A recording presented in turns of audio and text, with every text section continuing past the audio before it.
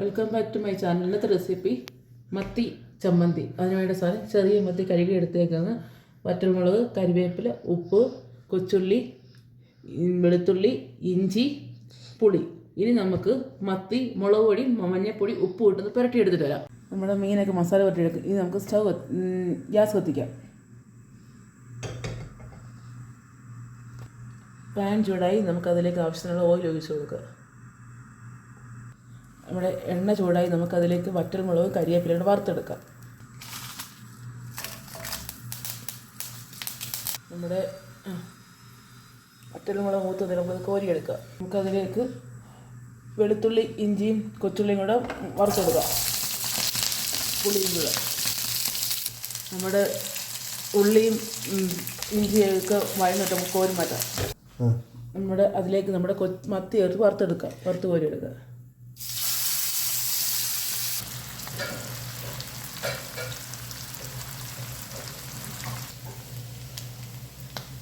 നമ്മുടെ മത്തി മൂത്ത് നമുക്ക് കോരിയെടുക്കാം. മിക്സിയിലെ ജാറിലേക്ക് നമ്മൾ മൂപ്പിച്ച് വെച്ചാൽ വെള്ളിയും പുളിയും തേങ്ങയെല്ലാം നമുക്ക് അരച്ചെടുക്കാം. നമ്മുടെ മിക്സിയിലെ ജാറിലേക്ക് നമ്മൾ മൂപ്പിച്ച് വെച്ചാൽ മത്തി നമുക്ക് ആഡ് ചെയ്ത് കൊടുക്കാം. നമ്മുടെ ടേസ്റ്റിയായ മത്തി ചമ്മന്തി ഇവിടെ റെഡി ആയിട്ടുണ്ട്.